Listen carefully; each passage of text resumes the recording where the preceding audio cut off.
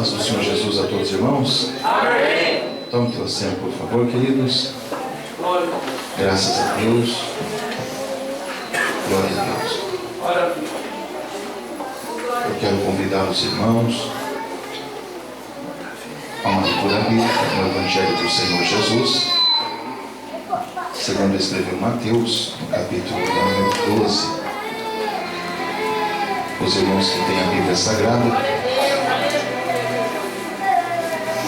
por favor. Evangelho do Senhor Jesus, segundo escreveu Mateus, no capítulo 12.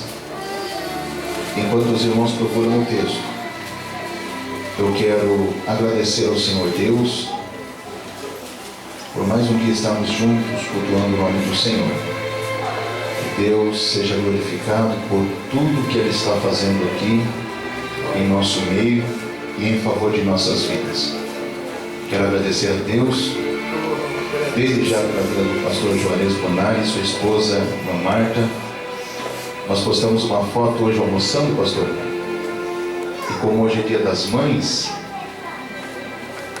alguns irmãos me perguntaram se a irmã Marta era a minha sogra.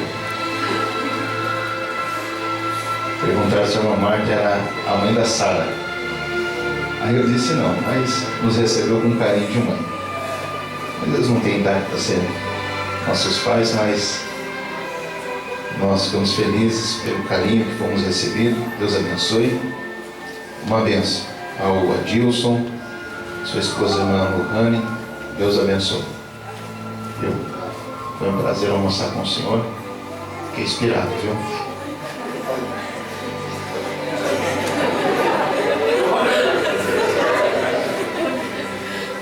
Tem valente na terra ainda, viu? Deus usa aí. Graças a Deus.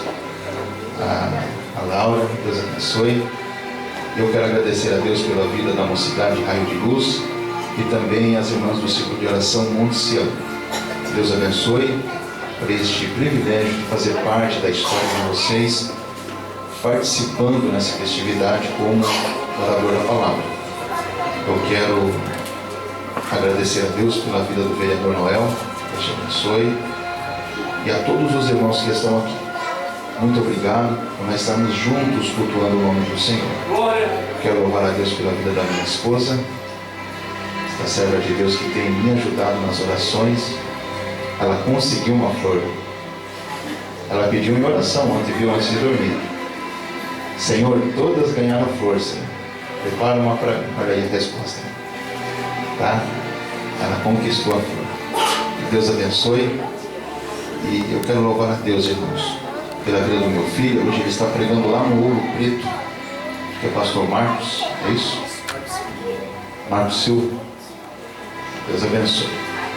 Amados, eu tenho uma palavra da parte de Deus aos irmãos, e os que encontraram o texto citado, confirmem dizendo amém. Amados, antes de lermos, eu não sei, alguém aqui está no meu Facebook ou não? Alguém está no meu Facebook? Levante a mão. Quem está no meu Facebook sabe que nós fazemos um trabalho 2 vezes por semana em Cascavel, às madrugadas, que é o sopão da madrugada. Eu, a minha esposa e meu filho saímos 2 vezes por semana, pregamos o Evangelho, levamos alimento. Nós falamos sopão da madrugada, mas não fazemos o sopão. Na verdade é um cachorro quente, que a minha esposa mesmo prepara. Sempre fazemos de 100 a 120 cachorros quentes, suco, café com leite bem quentinho, e pregamos o Evangelho. Isso é feito semanalmente. Quero que os irmãos orem em favor desse trabalho, para que nós possamos continuar a retirar essas pessoas das ruas e dar condições delas retornarem às suas famílias. Nesses anos de trabalho que estamos fazendo ali, 1 ano e meio, Cascavel, 72 pessoas já saíram das ruas. Eu queria fazer uma pergunta. Alguém acredita que Deus batiza mendigo com o Espírito Santo, irmão? Então esteja orando para que nós possamos. E ali fora, irmãos, nós temos o nosso material. Se você puder passar e adquirir um dos DVDs ou CDs que vai estar exposto ali, você vai ajudar o sopão da madrugada. Porque todo o dinheiro arrecadado nesse material, ele é destinado ao alimento que nós doamos. E ontem, irmãos, eu só vendi um, irmão. Tinha 300 pessoas, eu vendi um. Então os irmãos me ajudem, irmãos. Você vai estar ajudando a alimentar alguém. Queria fazer um outro pedido. Se você não tiver R$1, não deixe de passar, me dar um abraço em mim, na minha esposa, e dizer: pastor, eu não tenho dinheiro, mas estou orando por vocês. Porque tem irmão que não tem dinheiro, aí ele passa correndo de lado, e eu penso que ele não gostou de nós, aí ficamos tristes. Então mesmo que você não tenha dinheiro, passa ali para nos dar um abraço, dizer: irmão André, não sabe, nós estamos orando por esse projeto. Quantos vão estar orando, irmãos? Tá bom? Deus abençoe. Eu vou citar apenas um, irmãos, dos materiais que é muito importante. É o documentário das Portas Abertas. Portas Abertas é o maior documentário missionário na atualidade. Ele está presente em 70 idiomas em vários países. Portas Abertas, ele sai de 6 em 6 meses informando a obra missionária no mundo. Neste aqui você vai conhecer a igreja perseguida e você vai conhecer os 10 países de mais difícil acesso ao evangelho no mundo e os 10 países mais evangelizados. Aqueles vídeos que vocês veem na internet, no YouTube, de pessoas sendo mortas, perseguidas, não se compara ao que você vai ver no final desse DVD. Tem coisas aqui que é até difícil de assistir, porque nossos irmãos em fé estão passando no mundo inteiro por servir ao Senhor Jesus com fidelidade. E eu gostaria que você desse um glória a Deus pela liberdade que nós temos no Brasil de cultuar o nome de Jesus Cristo. Então, um DVD muito importante para edificar sua fé. Vamos lá. Meus irmãos, o Senhor Deus tem me dado uma palavra, capítulo 12 do Evangelho do Senhor Jesus, segundo escreveu Mateus. Abra sua Bíblia, por favor, e vamos meditar a palavra de Deus. Eu gostaria de fazer um pedido a todos, que enquanto eu estiver meditando a palavra do Senhor, você não feche a tua Bíblia, mantenha aberta. Muitos pregadores dizendo: pode fechar a Bíblia, mas nós que somos alunos da escola bíblica dominical continuamos protestando no altar: mantenha a Bíblia aberta. Amém? Então vamos lá, capítulo 12, versículo 22. Só os que encontraram digam amém. Amém. Está escrito assim: trouxeram-lhe então o endemoniado, o cego e o mudo, e de tal modo curou, que o cego e o mudo falava e via. Toda a multidão se admirava e dizia: não é este o filho de Davi? Mas os fariseus, ouvindo isso, diziam: este não expulsa os demônios, senão por Beelzebul, príncipe dos demônios. Jesus, porém, conhecendo os seus pensamentos, disse-lhes: todo reino dividido contra si mesmo é devastado, e toda cidade ou casa dividida contra si mesmo não subsistirá. E, se expulso Satanás, e se Satanás expulsa Satanás, está dividido contra si mesmo, como subsistirá, pois, o teu reino? E se eu expulso os demônios por Beelzebul, quem expulsaram então os vossos filhos? Portanto, eles mesmos serão os vossos juízes. Mas, se eu expulso demônios pelo Espírito de Deus, é consequentemente chegado a vós o reino de Deus. Versículo 28, igreja. Vamos lá, vamos ler todos juntos. 1, 2, 3. Mas eu expulso demônios pelo Espírito de Deus, é consequentemente chegado a vós o reino de Deus. Mais uma vez, vamos ler mais alto, irmãos. Isso aqui é muito importante. É muito importante essa leitura. 1, 2, 3. Mas eu expulso demônios pelo Espírito de Deus, é consequentemente chegado a vós o reino de Deus. Ou como pode alguém entrar na casa do valente e furtar-lhe os seus bens, se primeiro não manietar o valente, saqueando então a sua casa? Quem não é contra mim, quem não é comigo, é contra mim, e quem comigo não ajunta, espalha. Portanto, eu vos digo que todo pecado e blasfêmia lhe será perdoado aos homens, mas a blasfêmia contra o Espírito não será perdoada aos homens. E se qualquer disser alguma coisa contra o Filho do Homem, ser-lhe-á perdoado. Mas se alguém falar contra o Espírito Santo, não será perdoado, nem neste século e nem no futuro. Quantos dizem amém? Amém. Digam assim comigo: se os demônios são expulsos, o reino de Deus está entre nós. Diga de novo: se expulsamos demônios, o reino de Deus está entre nós.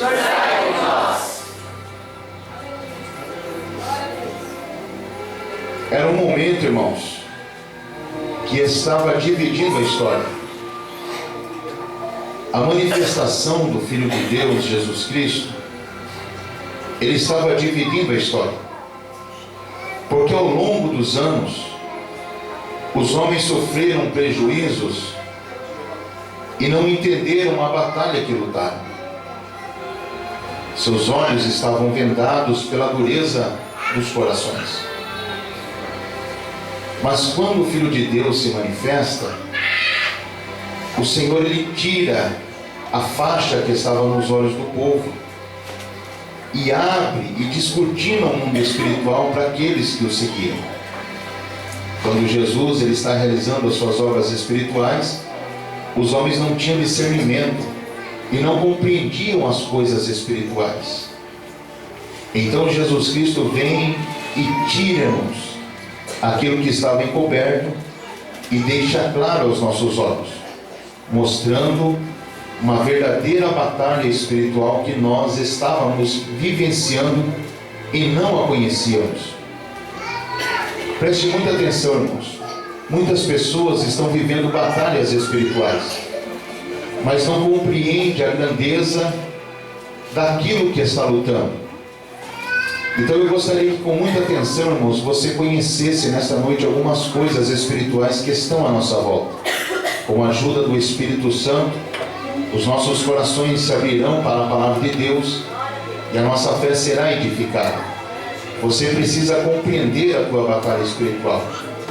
Eu me lembro que há muitos anos atrás, quem tem a minha idade vai saber o que eu vou falar. Levantou-se na terra um dos maiores lutadores que o mundo conheceu. Seu nome? Mike Tyson. Ele sai do Brooklyn, ou da periferia dos Estados Unidos. Alguém que tinha tudo para dar errado, mas se tornou o maior lutador que o mundo conheceu. Por que foi o maior lutador? As suas primeiras 19 lutas mundiais, ele derrotou todos os seus adversários antes do primeiro round. O peso da sua mão, de aproximadamente 120 quilos, com a velocidade, ela atingiu uma proporção de 600 quilos de impacto no rosto do seu adversário. Era impossível alguém derrotar Mike Tyson. Seu preparo físico e a maneira com que ele lutava o tornava invencível. Mas naquele período apareceu um outro lutador chamado Evander Holyfield, e ele praticamente humilhou Mike Tyson em um ringue. Quem é da minha idade lembra-se dessa luta. Ele foi humilhado e derrotado por Evander Holyfield. Eu morava na fazenda e eu me lembro que assistimos a entrevista no Fantástico, quando ele deu uma entrevista para os jornalistas do mundo que ali se reuniram, perguntando ele: como você derrotou o maior lutador de todos os tempos? E ele respondeu com muita humildade, dizendo: eu estudei o meu adversário sistematicamente durante anos, e quando eu descobri a sua falha e o seu defeito, eu criei a minha estratégia de luta em cima das suas falhas e o derrotei. Existe um lutador que está na face dessa terra lutando há anos com a igreja, e nós precisamos identificar nesta noite as suas falhas, os seus erros, e em cima dos seus erros traçarmos o nosso projeto de vitória. Eu gostaria de perguntar se alguém gostaria de vencer aqui nesta noite no mundo espiritual. Então eu gostaria de falar alguns minutos com os irmãos sobre o mais antigo traficantes que este mundo já conheceu. Não o traficantes de drogas, mas sim o mais antigo traficantes de influências que já viveu aqui neste mundo. A principal obra, a principal atitude desse traficante de influências é trabalhar por trás dos bastidores, fazendo todos acreditarem que ele não existe. Por quê, pastor André? Porque quando você sofrer prejuízos espirituais, você vai colocar a culpa em A, a culpa em B e não vai identificar quem é que lhe está lhe causando prejuízos espirituais. Então a principal obra dele é trabalhar por trás dos bastidores. Então eu gostaria que a igreja, com a Bíblia aberta, conhecesse por alguns minutos quem é o teu adversário, quem é o mais antigo traficante de influência que este mundo conheceu. Todos nós somos conhecedores que Israel, ela foi levada cativa à Babilônia por causa da desobediência à palavra do Senhor. Quando Nabucodonosor leva as primeiras levas de pessoas que vão escravas à Babilônia, na primeira e na segunda leva, a Bíblia diz que entre os muros da Babilônia e as margens do rio Quebar, as águas dos rios que banhavam as terras da Babilônia, formou-se uma aldeia de sacerdotes vindas de Israel como escravos, e eles não faziam outra coisa a não ser meditar na lei do Senhor de dia e de noite e se humilhar na presença do Senhor Deus de Israel. Vestiam panos de saco, jogavam terra e cinza sobre a sua cabeça, e dioturnamente eles se revezavam na humilhação, dizendo: só estamos escravos na Babilônia porque desobedecemos a palavra de Deus.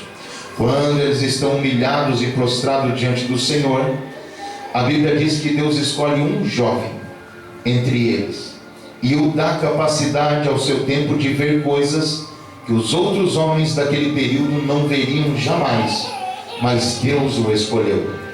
Entre as suas visões que Deus dá ao jovem chamado Ezequiel, ele contempla o surgimento deste ser, o mais antigo traficante de influência que o mundo conheceu, e ele foi vista na visão de Ezequiel, no capítulo 28 do seu livro, e eu gostaria que toda a igreja acompanhasse esta visão, vendo o surgimento deste ser, que travaria a maior batalha espiritual que o mundo já viu.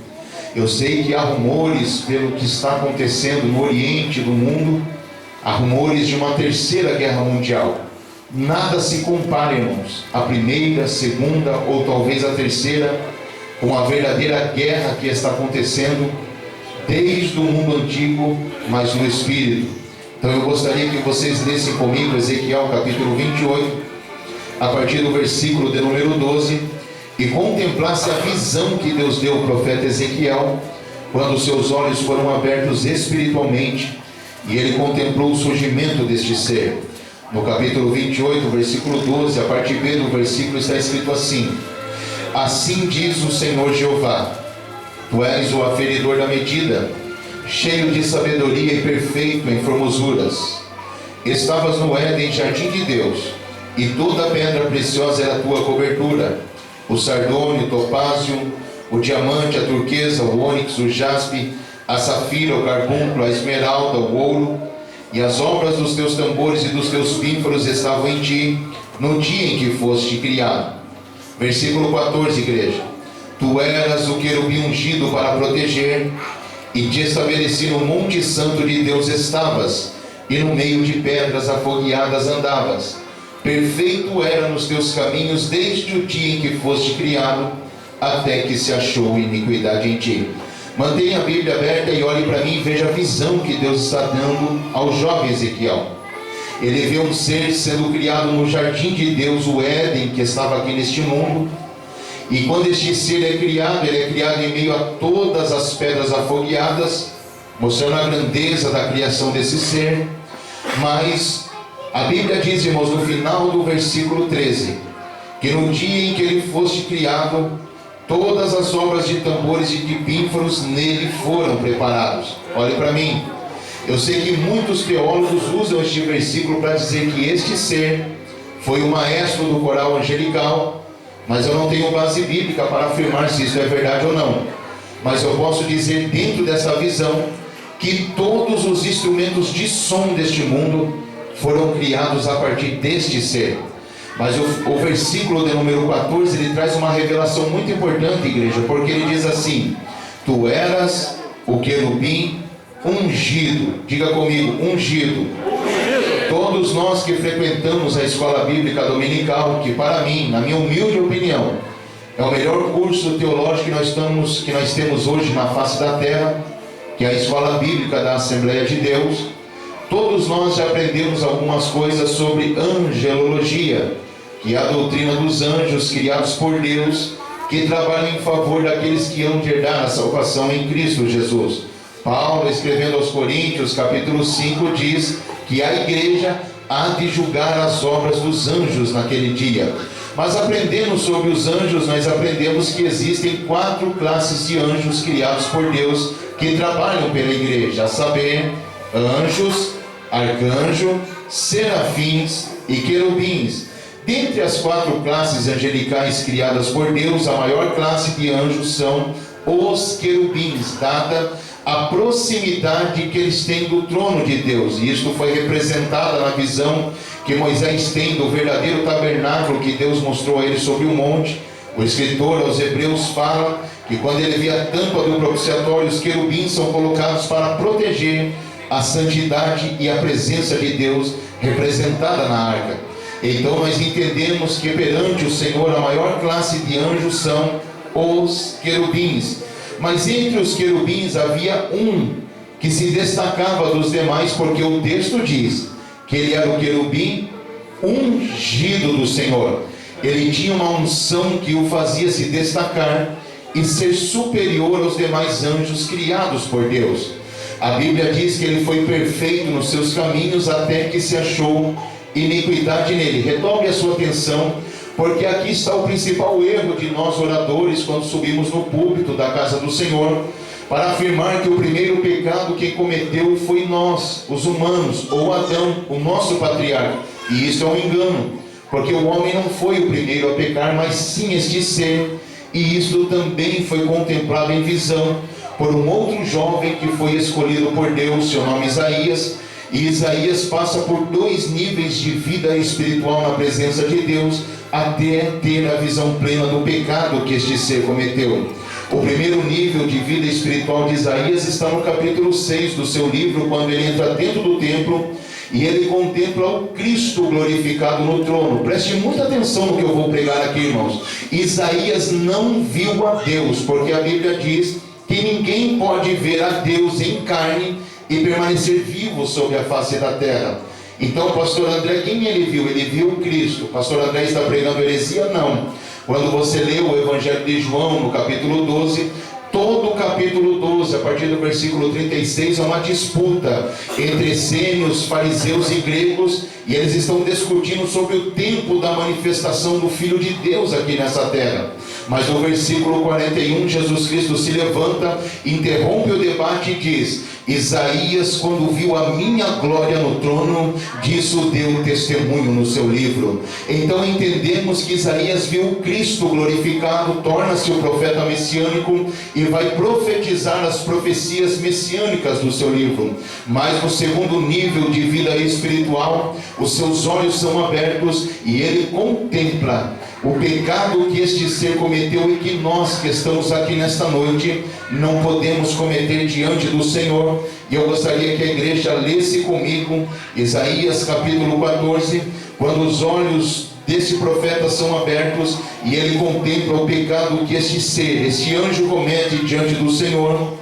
E nós que vamos invadir a casa do valente nesta noite e vamos saquear-lhe os bens para a glória do nome do Senhor, não podemos cometer na presença de Deus. Isaías capítulo 14, versículo 12, está escrito assim: Como caíste do céu, ó estrela da manhã e filha da alva, como foste lançada por terra, tu que debilitava as nações. Versículo 13: Tu dizias no teu coração. Toda a igreja diga comigo: tu dizias no teu coração. Tu dizias no teu coração. Mais uma vez, repita. Tu dizias no teu coração. Eu subirei ao céu acima das estrelas de Deus, exaltarei o meu trono, e no monte da congregação me assentarei das bandas do lado do norte. Versículo 14: subirei. Essa expressão subirei aqui no original hebraico, irmãos, é Alá, A-L-A-H, que é o Deus dessa religião maligna que está tomando conta da face da terra, onde pessoas estão explodindo aviões, prédios, casas, carros, tudo em nome desse Deus. Mas hoje não vai dar tempo de falar sobre seitas e heresias, mas diz assim: subirei. acima das mais altas nuvens, e serei semelhante ao Altíssimo. Mas contudo, levado serás ao inferno, ao mais profundo do abismo. Mantenha a Bíblia aberta e olhe para cá e veja a visão que Isaías está vendo. Um ser que foi criado por Deus, criando um desejo dentro do seu coração. Qual foi o desejo? Subir acima das estrelas de Deus e exaltar o seu trono e ser semelhante a Deus. Semelhante em que, pergunto eu? Semelhante em ser adorado. Ele queria ser aplaudido, vacionado e glorificado pelas outras criaturas. Você pode imaginar isso? Alguém que foi criado querendo ser vacionado como Criador. Mas entendam isso que eu vou dizer aqui nesta noite. Esse pecado não foi efetivado em obras. Ele foi projetado dentro do seu coração. Porque o texto diz: ele dizia no seu coração: eu subirei ao céu, acima das estrelas de Deus, e exaltarei o meu trono. Mas há uma sentença imediata dizendo: contudo, serás levado ao mais profundo do abismo. Ele não efetivou, apenas desejou no seu coração e foi sentenciado. Pastor André, não tem como pecar se não tiver obras. Tem. Jesus Cristo disse aos seus discípulos: se com teu coração desejares a mulher do teu próximo, já está em adultério diante de Deus Pai. Ele desejou dentro do seu coração e se esqueceu que ele estava diante daquele que sonda todos os corações da face da terra. E eu venho dizer que aqui nesta noite o nosso Deus está presente e ele conhece o coração de todos que está dentro da sua casa. Bendito seja o nome do Senhor. Quando ele deseja, ele é abatido e cai aqui na terra. Apocalipse capítulo 9 diz que ele cai, é preso em cadeias, mas o seu espírito se manifesta sobre a face da terra. Paulo, escrevendo a segunda carta aos Tessalonicenses, fala de um espírito de iniquidade que já está sobre a face da terra e só é resistido por um espírito que o retém, mas em breve será retirado da face da terra. Quando o seu espírito se manifesta na terra, ele tenta trazer ao coração dos homens que foram criados por Deus o mesmo sentimento que ele teve diante de Deus Pai, exaltando o coração dos homens. A principal obra, a principal manifestação desse Espírito é trazer as mesmas obras sobre os corações dos homens que estão sobre a face da terra. Nós estamos vivendo os últimos dias e a operação desse Espírito está acontecendo sobre a face da terra e os homens não estão discernindo. Por isso que quando o apóstolo João escreve sua epístola circular, ele diz assim: filhinhos, é jaz a última hora, e sabei disso, que nos últimos dias, digam comigo, últimos dias, se manifestarão no meio de vós, está falando da igreja, não é do mundo, se manifestarão e se levantarão no meio de vós muitos anticristos. Sabei disso, que a vinda do Filho do Homem está próxima. O principal sinal para a igreja do arrebatamento não são os sinais escatológicos. Todos os sinais escatológicos é para o mundo, para despertar o mundo que existe um Deus que está no controle de todas as coisas e não rejeitará um coração quebrantado e contrito na sua presença. Digo eu nessa noite, houve um tsunami há poucos anos, 300 mil pessoas morreram. O sinal foi para a igreja? Não, de maneira nenhuma. Foi para despertar o mundo que Deus está no controle de todas as coisas. O principal sinal do arrebatamento da igreja, abra teu coração para a palavra nessa noite, ainda está na manifestação do espírito do anticristo dentro das nossas igrejas. Será um sinal que Jesus Cristo está às portas. Irmãos, pela bondade e a misericórdia de Deus, eu já ministrei em todos os estados do Brasil, em alguns países fora, e eu digo com todo o temor do Espírito de Deus, eu já vi o espírito do anticristo dentro das nossas igrejas. As irmãs que estão em festa aqui nesta noite, não se assustem, mas eu já vi o espírito do anticristo cantando em muitos corais de ciclos de orações pelo Brasil. Os jovens que estão festando aqui nesta noite, não se escandalizem, mas o espírito do anticristo já canta em muitos corais de jovens nessa nação brasileira. Os obreiros não se escandalizem, quem é de oração sabe do que eu vou dizer, mas o espírito do anticristo já se sente em muitos altares da nação brasileira e já usa muitos obreiros no altar da casa do Senhor. Pastor André, o senhor está pregando sobre a invasão do espírito do anticristo dentro das nossas igrejas. Meu coração está com medo, mas como eu vou discernir quando esse espírito tentar entrar dentro das nossas igrejas? Primeiro, você tem a unção do Espírito Santo de Deus e discerne bem todas as coisas do Espírito. Segundo, você tem a bússola, você tem a balança sagrada que não deixa ninguém confundido sobre a face da terra, aqueles que meditam nela dia e noite na presença do Senhor.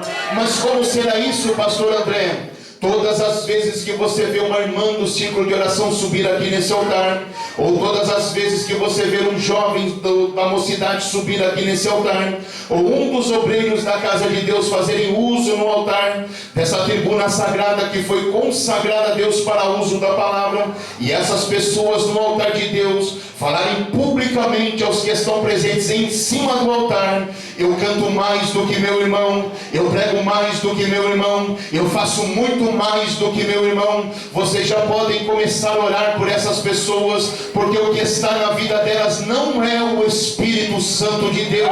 Porque no mundo das trevas, o espírito do anticristo vai tentar fazer as pessoas serem arrogantes, soberbas e presunçosas e se sentirem melhores do que as outras dentro da casa de Deus. Por outro lado, no reino de Deus vai ser completamente ao contrário nos últimos dias. Quanto mais simples e mais humilde de corações formos na presença dos homens, mais vai haver liberdade para o Espírito de Deus operar dentro da casa do Senhor Jesus. Eu gostaria de perguntar aqui nesta noite se tem alguém simples e humilde de coração para deixar o Espírito Santo usar a tua vida aqui nessa noite. Levante a mão para dar glória ao nome do Senhor Jesus. Eu estou enojado com uma geração que está querendo ser aplaudida sobre o altar da casa de Deus. Ainda dentro desta casa, no temor do Espírito de Deus, nós protestamos e dizemos: só a Ele a honra, só a Ele a glória, só Ele é digno de ser. Alguém concorda que só Deus deve ser adorado? Eu fui pregar nesses dias atrás, igreja, em um dos maiores congressos do estado de São Paulo, encerramento, uma festa feita num grande ginásio. Passaram por ali os grandes oradores do Brasil, e quando eu fui encerrar a festa, ao chegar ali na entrada daquele ginásio, tinha um folder ou um cartaz com a foto dos grandes pregadores que passaram por ali. Quando eu estava me preparando para entrar dentro do ginásio para encerrar a festa, uma senhora se aproximou de mim com o braço enfaixado, olhou para mim e me disse: paz do Senhor. É o Senhor que é aquele famoso que está no cartaz. Imediatamente no meu coração eu disse: Senhor, cobre-me com teu sangue, tem misericórdia de mim. Ela olhou para mim e disse: o Senhor é famoso, o Senhor está no cartaz junto com os famosos que passaram por aqui. Eu queria perguntar, antes que o Senhor entrasse para dentro, se o Senhor poderia colocar as mãos sobre meu braço e orar por mim para que eu fosse curada, porque eu estou com uma enfermidade no meu braço, porque passaram todos esses oradores aqui e nenhum deles conseguiu me curar. Eu pensei no meu coração com toda a misericórdia e compaixão e disse: essa irmã está precisando frequentar a escola bíblica dominical das nossas igrejas, porque ela ainda não aprendeu a colocar a esperança dela em Jesus Cristo, aquele que tem um nome, mas que está acima de todos os nomes da face da terra. A esperança dela está nos homens, ela está frustrada. Eu disse: irmã, você já pensou nessa semana de congresso em dobrar os seus joelhos e não pedir para os homens, mas pedir para aquele que tem um nome acima de todo nome, visitar a tua vida e curar a tua enfermidade? Ela disse: ainda não orei. Eu estava na esperança, porque eu vi na rádio que as pessoas mais famosas dos altares do Brasil estariam nessa festa. Eu disse: irmã, ainda está em tempo, entra para dentro, dobra o teu joelho e fala com o Filho de Deus e peça misericórdia nessa noite. Entrei, pastor Juarez, sentei, estava esperando o momento de ministrar, quando de repente começou um reboliço no ginásio, gente gritando, gente chorando. O pastor levantou-se, chamou o diácono e disse: vai ver o que está acontecendo. De repente o diácono vem correndo e chorando. Eu não sabia que aquela senhora era a mãe do pastor que estava promovendo a festa, mas era nova convertida. O diácono sobe chorando, olha para o pastor e diz: pastor, Jesus Cristo acabou de curar o câncer do braço da sua mãe, ela está curada para a glória do nome de Jesus Cristo. Sabe por quê? Porque a esperança dela voltou no nome que está acima de todo nome. Alguém concorda que é Jesus que vai fazer aqui nesta noite?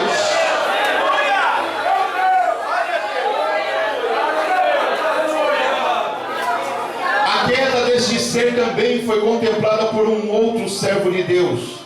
A Bíblia diz que o apóstolo João, ele estava exilado na ilha de Patmos. Por quê? Por causa do testemunho e o amor da palavra de Deus. Quando ele é exilado, a Bíblia diz que ele é arrebatado em espírito para passar por 3 níveis de vida espiritual naquele arrebatamento. Quando todas as esperanças se perdem aqui embaixo, o capítulo 4, ele ouve uma voz dizendo: João, sobe aqui para cima, porque eu, o Senhor, hei de mostrar as coisas que foram, que são, mas que hão de acontecer. E quando ele olha, ele vê uma janela aberta nos céus e é arrebatado em espírito. Quando ele é arrebatado em espírito, ele passa pelo primeiro nível de vida espiritual. Eu não sei se você vai querer dar glória a Deus pelo que eu vou dizer, mas no primeiro nível de vida espiritual do seu arrebatamento, ele vê o Cristo glorificado em glória nos céus, andando em meio aos 7 castiçais acesos. Ele não compreende a visão. O anjo se aproxima e diz: os castiçais acesos são as minhas igrejas sobre a face da terra. Ei, o meu Jesus Cristo não é aquela lagartixa pregada numa madeira que colocam nas casas e nas residências. O meu Cristo é aquele que caminha em glória no meio da igreja, que glorifica o seu nome. Bendito seja o nome de Jesus. Depois que ele contempla o Cristo glorificado, ele vai para um segundo nível do seu arrebatamento.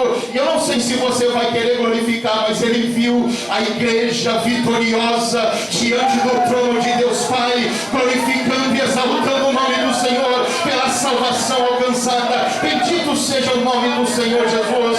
Mas quando ele sai do segundo nível, ele vai para um terceiro nível de vida espiritual, capítulo 12, e ele tem visões, e ele diz assim: eu vi um segundo mistério nos céus, eis que o querubim ungido se transformara num grande dragão vermelho. Ele tinha 7 cabeças, 10 chifres e 7 diademas. Com sua cauda ele arrastava a terça parte das estrelas dos céus. Eu sei que enquanto eu estiver pregando, tem alguns teólogos que vão protestar e vão dizer: pastor André, o capítulo 12, versículo 3, a interpretação é dispensacionalista. Eu também concordo, porque trabalho com teologia. Concordo com você, mas como interpretar o versículo 4 se não for pela tipologia? E na tipologia nós temos a interpretação exata dessa visão, porque está enquadrada na teologia sistemática. Ele diz: o dragão tinha 7 cabeças. Diga 7 cabeças. As 7 cabeças fala da plenitude espiritual do mundo em que nós vivemos. Depois ele diz: tinha 10 chifres e 7 diademas. Pastor André, eu não sei o que é um diadema, você sabe, mas só não está lembrado. Quando Michel Temer assumiu o governo lá em Brasília, foi colocada sobre seus ombros uma faixa presidencial. Quem lembra disso? Uma faixa verde, escrita Presidente da República Federativa do Brasil. Aquilo é um diadema de autoridade. O diadema só é facultado ou delegado a alguém que conquista o direito de exercer a autoridade. E João está olhando e dizendo: ele tem 7 diademas de autoridade, mas ele completa dizendo: ele tem 10 chifres. Diga 10 chifres. Eu sei que alguém vai falar sobre os 7 montes que estão ali no Vaticano, eu compreendo, mas a interpretação tipo minha língua trava, eu sou gago às vezes tipologicamente. Mas a interpretação tipológica fala da plenitude do mundo material, e aqui eu começo a mensagem nesta noite. Porque tem muitas pessoas brincando com as coisas espirituais e brincando com o adversário da nossa alma, quando eles sobem nas nossas tribunas para brincar com a fé da igreja e dizer para a igreja que o teu adversário não tem poder e fica manipulando o povo. Eu não sei se vocês já viram, mas tem aqueles pregadores que falam assim para a igreja: chama aí o teu adversário na palma da sua mão. Quem já viu eles falar isso aí? Amassa aí o teu adversário, coloca o teu adversário no bolso. Tem uns que são mais ousados, eles dizem: joga o teu adversário no chão, dá 3 pulinhos em cima dele, chuta a cabeça deste cão banguelo. São pessoas que não frequentam a escola bíblica e nem o culto de ensino do seu pastor, e ficam pregando bobagem sobre os púlpitos das nossas igrejas, porque ele tem poder e tem autoridade para lutar batalhas espirituais. Quer conhecer o poder que o teu adversário tem? Leia o Evangelho de Lucas, capítulo 4, versículos 5 e 6, quando a Bíblia diz que num só momento o diabo, o nosso adversário, transportou Jesus Cristo ao mais alto monte da terra e mostrou todos os reinos. Diga comigo: todos os reinos, todas as glórias, todas as riquezas, todos os poderes. E quando ele mostra todas essas coisas, ele faz uma proposta a Jesus Cristo, dizendo: tudo isso que eu te mostrei, tudo isso eu te darei, se prostrado me adorares. Aí o final do versículo revela tudo, quando ele diz: porque a mim me foi dado e dou a quem quero. Por isso Jesus Cristo ratificou dizendo: o mundo jaz no maligno. Por isso que quando o apóstolo João escreve sua epístola circular, ele diz enfaticamente: todos aqueles que dizem que amam a Deus, mas praticam as obras deste mundo, tornaram-se mentirosos, e a verdade de Deus não está neles. Mas todos aqueles que dizem que amam a Deus, aborrecem as obras deste mundo, mas tornam-se moradias do Espírito Santo de Deus e testemunho da sua verdade. Levante a mão para dar glória ao nome do Senhor Jesus. A igreja não compactua com as coisas desse mundo. Ainda somos separados para a glória do nome do Senhor Jesus Cristo. Não dá para servir a 2 deuses: ou servimos a Deus ou servimos ao diabo. Olhe para mim, quando o apóstolo Paulo, ele é arrebatado em espírito, a Bíblia diz que ele narra o seu arrebatamento dizendo assim: eu conheço um homem, não sei se no espírito ou na carne, só sei que ele foi arrebatado e assunto até o terceiro céus, para ter visões inefáveis que aos homens da terra não era lícito contar naquele momento. E para que não me gloriasse nas excelências das visões que tive, guardei o testemunho e as visões durante 14 anos da minha vida. Olha que humildade, irmãos. Ele viu coisas que os outros homens não viram e não saiu se gloriando para manter a sua humildade. Estamos vivendo uma geração que as pessoas não viram nada e ficam propagando altos elogios dentro do altar de Deus. Vê uma bolinha de fogo, todo culto eu vi uma bolinha de fogo, viu nada, irmãos. Está faltando oração e jejum. Quem tem intimidade com Deus não troca a trombeta, permanece na humildade e guarda os mistérios de Deus no seu coração.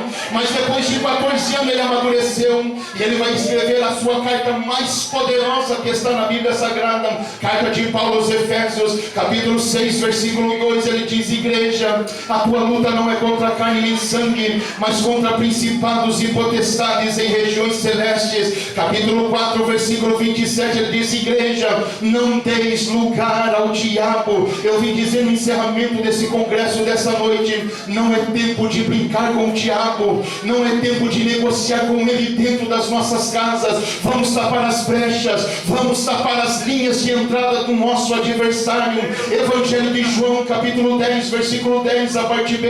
Ele veio para matar, roubar e destruir. Profeta Naum, capítulo 2, versículo 1, a parte B.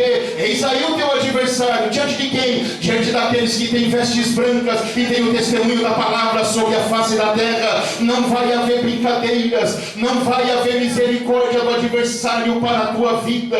Quer conhecer as obras do diabo? Leia o Salmo de número 91, quando o salmista, inspirado pelo Espírito Santo, ele compõe o salmo dizendo que o teu adversário arma laços do passarinheiro contra a sua vida. pastor André, eu não sei o que é o laço do passarinheiro. Eu sei, porque nasci e fui criado na fazenda, e posso contar para os irmãos o que é o laço do passarinheiro. Todas as vezes que o passarinheiro quer capturar uma ave, a primeira coisa que ele faz é identificar a árvore, ou os galhos da árvore, aonde os passarinhos vão se abrigar para se esconder da escuridão da noite. Quando o passarinheiro identifica-se o galho da árvore, ele antecipa-se ao pôr do sol, vai até o galho e passa um visgo ou uma cola em todos os galhos, e depois se afasta. Quando o sol está se pondo, as aves vêm para se abrigar da escuridão da noite, e elas sentam-se sobre os laços do passarinheiro, os galhos que estão com o visgo ou a cola. A noite passa, quando o sol vem raiando e as aves vão alçar voo na liberdade do vento, aquelas que se sentaram no laço do passarinheiro não podem voar mais, porque os seus pés estão presos no laço do passarinheiro. Aí vem o passarinheiro, agarra aquela ave dali, arranca ela de lá, coloca ela dentro de uma gaiola, enjaula ela para que ela nunca mais tenha liberdade e nem visão do alto. Esta é a principal revelação das obras do diabo contra a igreja dos últimos dias. Primeiro, ele quer prender os pés dos que anunciam as boas novas. Segundo, ele quer enjaular a vida espiritual daqueles que estão na presença do Senhor, tirando a liberdade das coisas espirituais. Terceiro, ele não quer que você veja as coisas do alto com a visão de águia que Deus dá a quem chama na sua presença. Mas enquanto o diabo está lá fora, armando laços no passarinheiro contra você e sua família, a minha e a sua Bíblia diz que o Filho de Deus se manifestou aqui nessa terra para desfazer as obras do diabo. Levante a mão para cima, porque Deus vai desfazer obras aqui nesta noite. Alguém acredita em coisas espirituais aqui nessa noite? Enquanto você estiver adorando aqui nesta noite, Deus vai desfazer as obras do diabo. Levante a mão para dar glória ao nome de Jesus Cristo. Eu quero convidar a igreja para entrar no mundo espiritual, porque tem coisas grandes para acontecer aqui nesta noite, dentro da casa do Senhor. Com todo respeito e autoridade, pegue na mão de alguém do seu lado e diga para ela: enquanto adoramos, Jesus Cristo desfaz as obras do diabo. É só quem acredita nessa noite, irmão. Vai quebrar laço aqui nesta noite, irmão.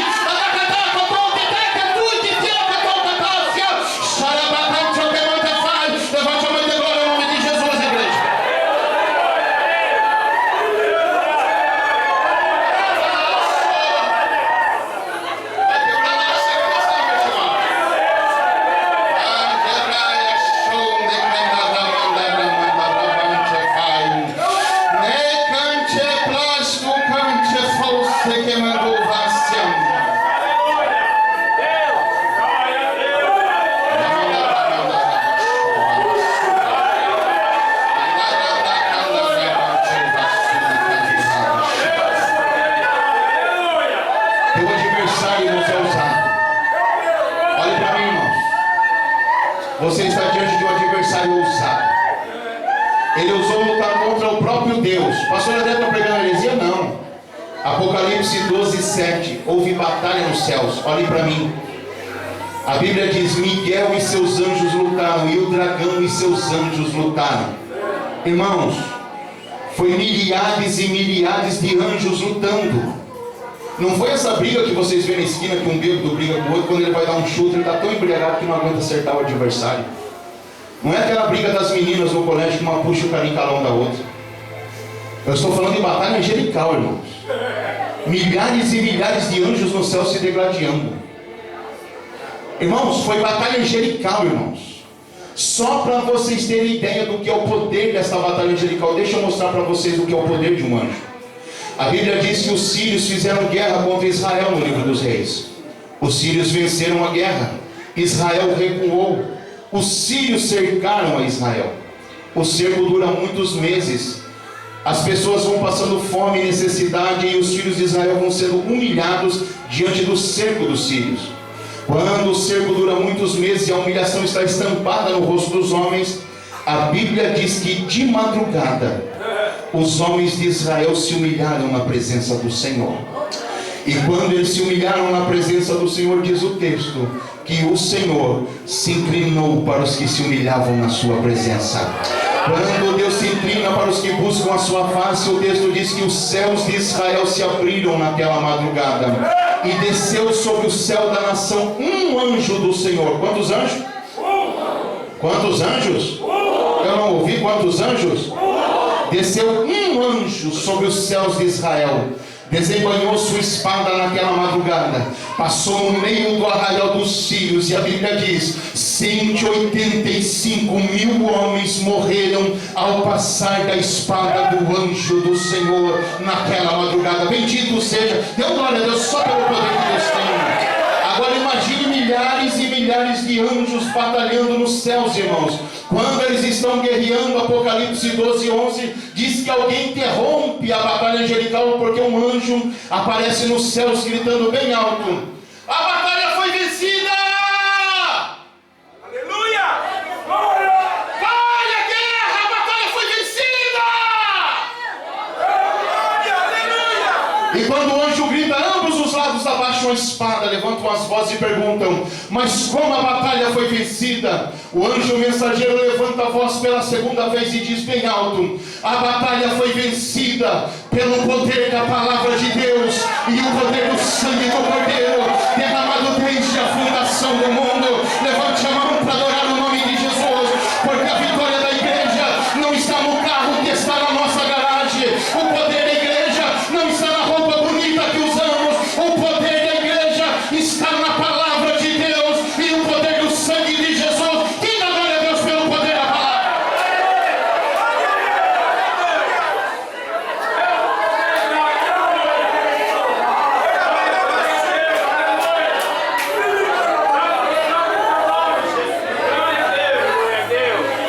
Eu queria